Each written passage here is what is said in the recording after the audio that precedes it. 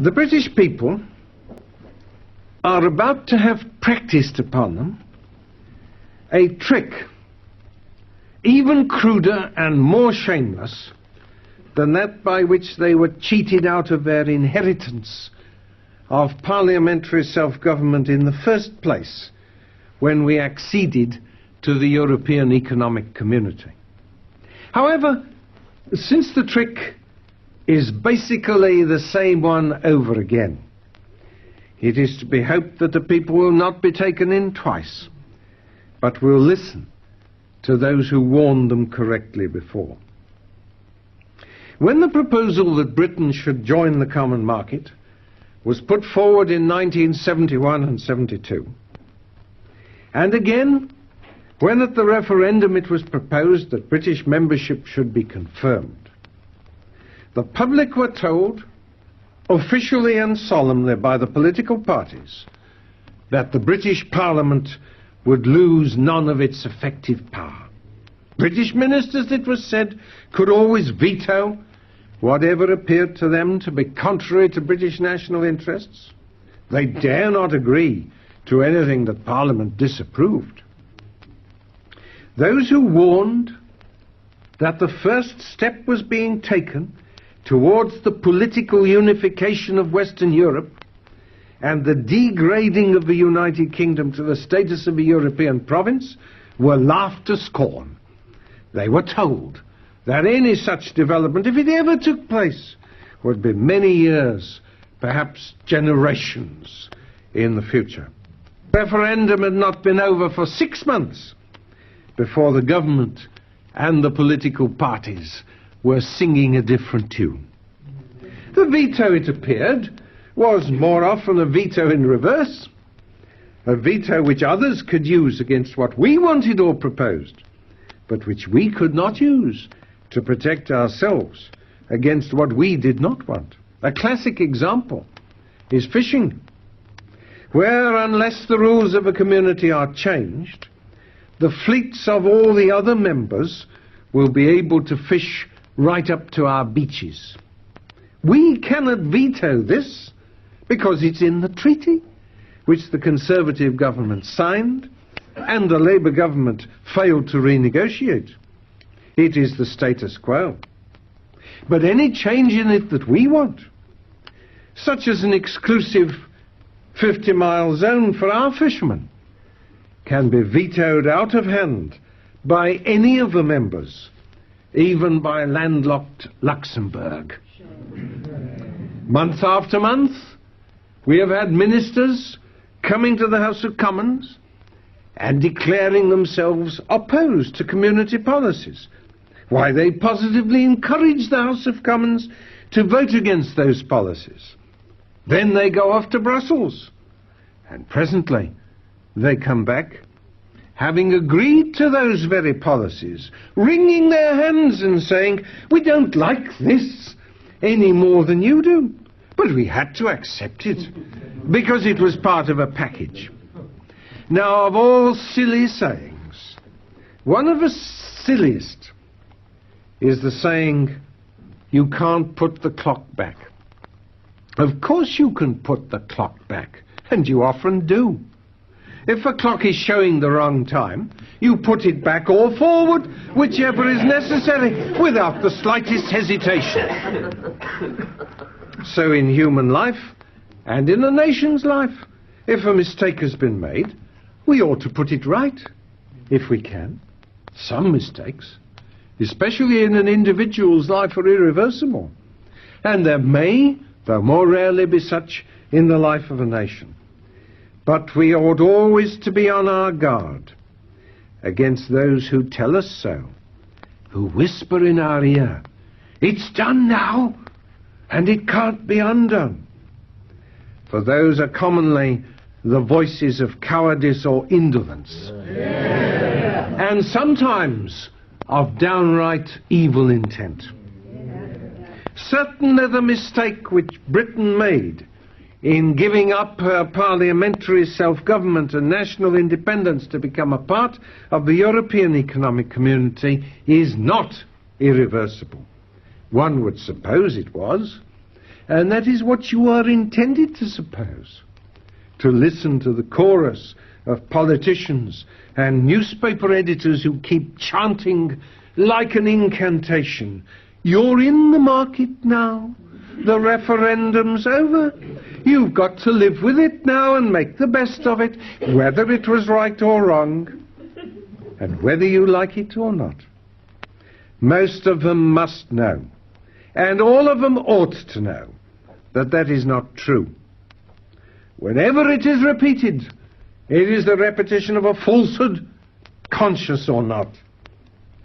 That can be proved, and conclusively and irrefutably proved in an instant.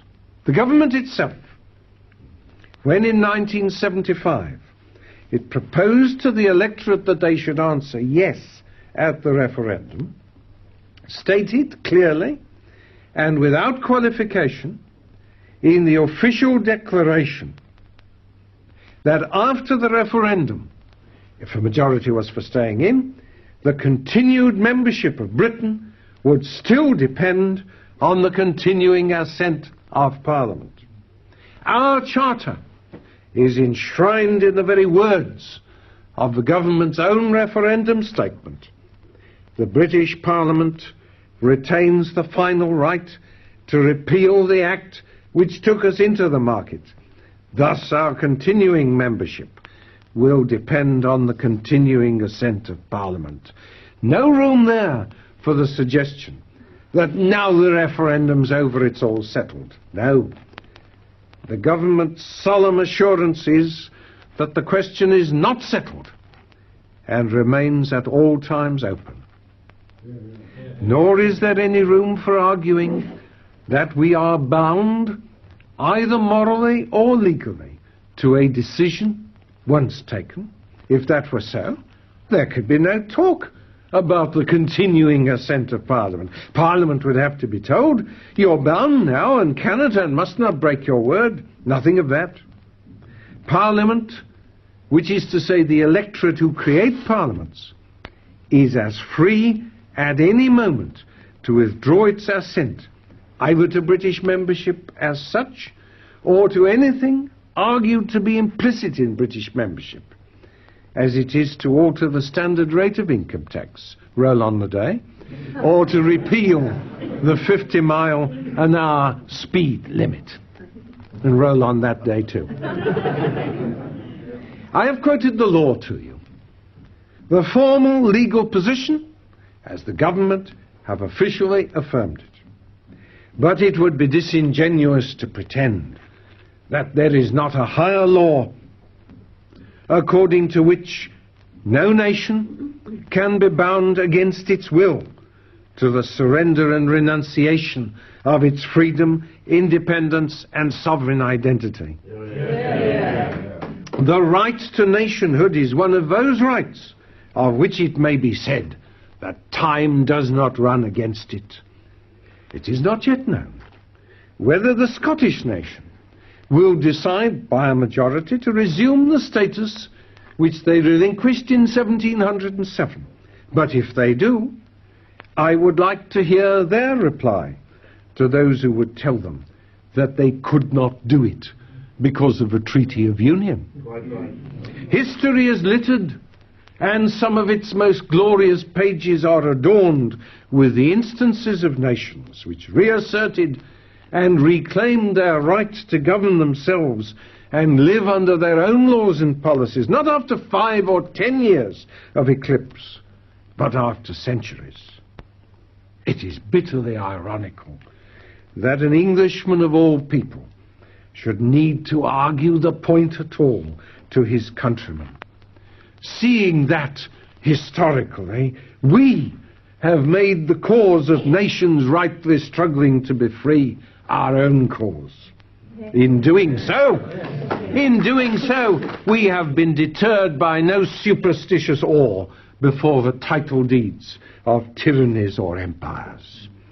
There is no superior jurisprudence which can ever say to a nation, "You shall not, or you shall no longer be the masters of your own fate."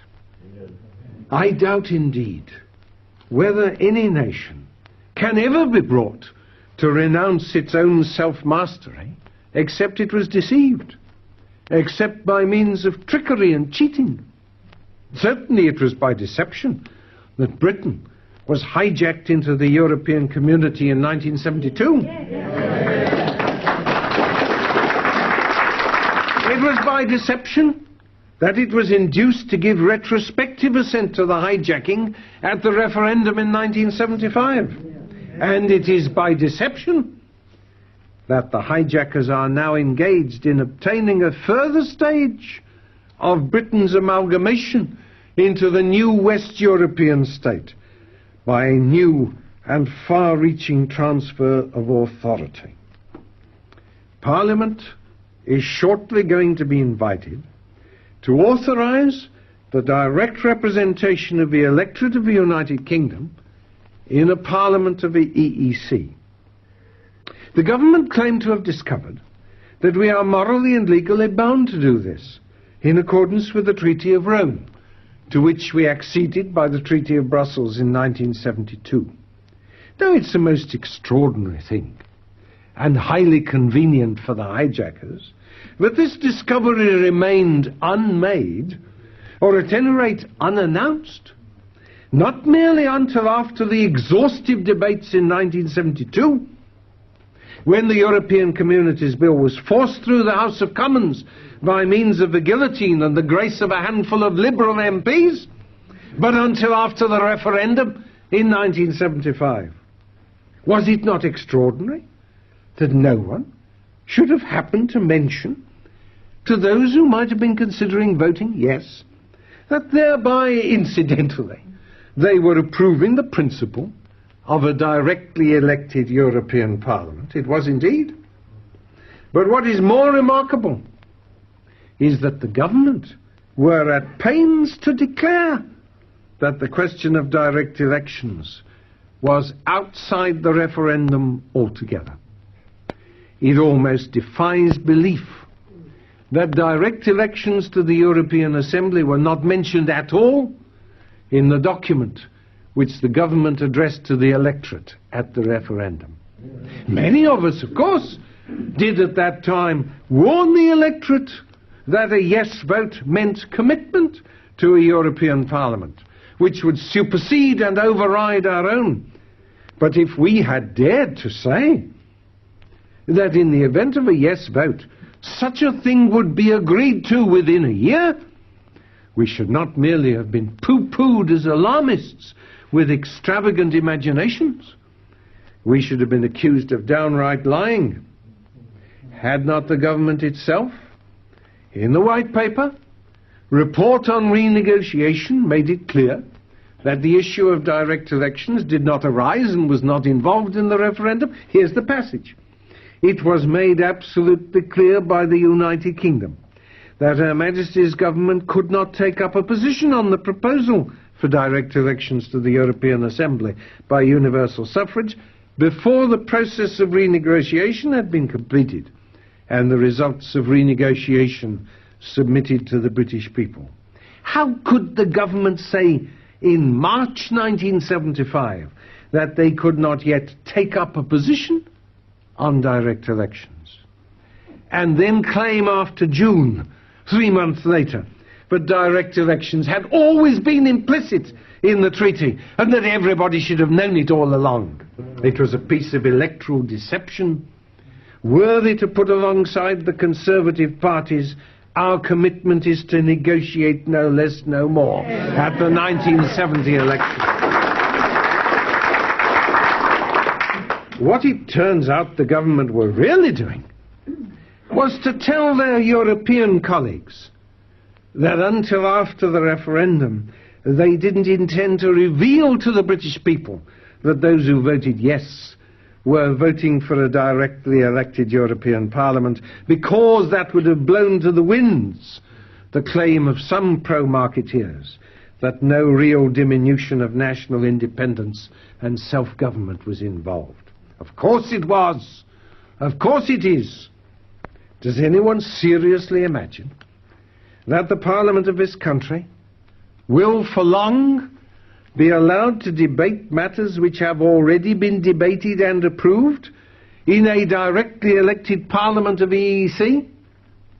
Our own national Parliament at Westminster will soon be told to mind its own little local difficulties and not meddle in the affairs of a community, which are the business of those directly elected by the same electors for that very purpose. It is true that at present the formal powers of a European Assembly are limited, though they do include the power of almost nuclear dimensions to dismiss the European Commission itself or to reject the community's entire draft budget. What is true, however, is that those powers can at any time be extended by amendment of the treaty, and that under Section 1 of the Act of 1972, that would require no more than a single vote of the House of Commons, taken after a debate which need last no more than 90 minutes. It is true that Parliament, and through Parliament the electorate, have still the power to refuse to accept direct elections. But the same soft soap is being used again as in 1972 and 1975. On the one hand, we shall be assured that it's only direct elections to the present Assembly, with its present limited powers which are at issue. There are no proposals for increasing those powers, so why worry? The argument will run. It won't be for a long time ahead, if ever, that the directly elected Assembly becomes a real Parliament with real powers, and that will only happen in the fullness of time if we agree to it of our own free will. On the other hand, we shall be told that it would be bad faith to reject an undertaking to the other member states into which the government have entered, and that in any case direct elections were always envisaged by the Rome Treaty to which we have acceded. This is false, and I will prove it to be so, and I will prove that the government themselves know it to be so. Once again, the British nation is to be induced by trickery to sign away its birthright. Let me read to you the words in the Treaty of Rome, which, so the government claimed to be convinced, create an obligation upon member states to set up a directly elected European Parliament.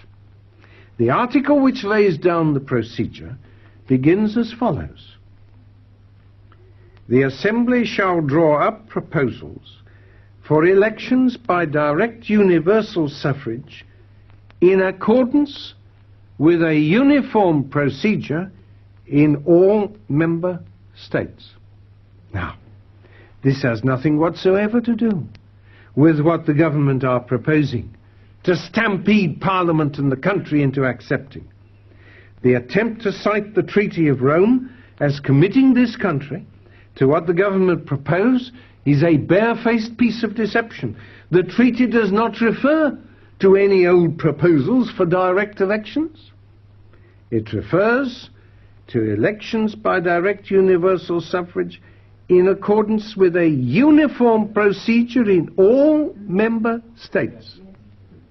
Any proposals which do not provide for a uniform procedure in all member states do not comply with the treaty, and the attempt to use the treaty to commend or enforce them is not even a withered fig leaf to cover the nakedness of usurpation.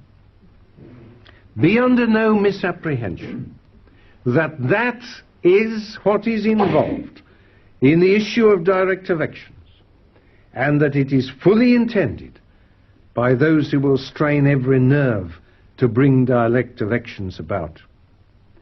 There cannot be coordinate authority between two sets of persons representing the same electorate.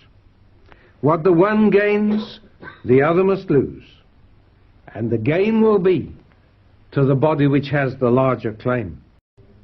Already, Parliament in 1972 has conceded to the community the right to legislate and tax and determine policy over the head and behind the back of the House of Commons. Already, so the judges have told us, the law of the community prevails over the law of the United Kingdom in case of conflict. The sphere within which these competencies are exercised by the community can at any time and any stage be enlarged by no more than one debate and a single vote in Parliament. Can anyone but a fool seriously suppose that if the community, already thus equipped, is endowed with the authority derived from a body which directly represents the total electorate, the elective bodies of the member states will not shrink and shrivel under the spreading shade of a European Parliament, Commission and Council.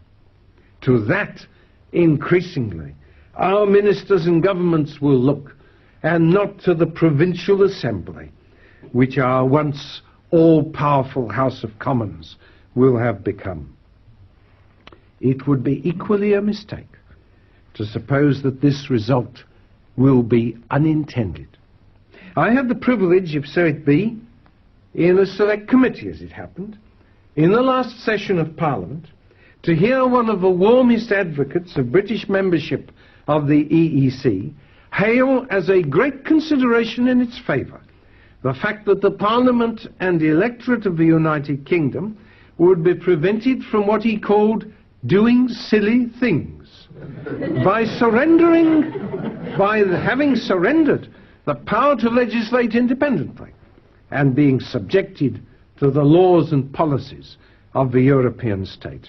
That, starkly, is the difference between a nation and a province, between self-government and subordination, between self-respect and self-contempt. The choice between them, still open, still free, in no wise morally or legally preempted, is the choice your representatives will shortly be making in Parliament. You still have the power to punish them if you take it otherwise than as you wish, but you must tell them, and tell them now. No politician can restore to a nation a spirit which is lost, or a pride and personality which have departed from it. What politicians can do, if that spirit still exists, and that pride and personality are merely latent and not extinct, is to show the nation when the time to exert itself has arrived, and when the opportunity is present. The coming months, until the threat of a super parliament of a European state is averted, will be such a time.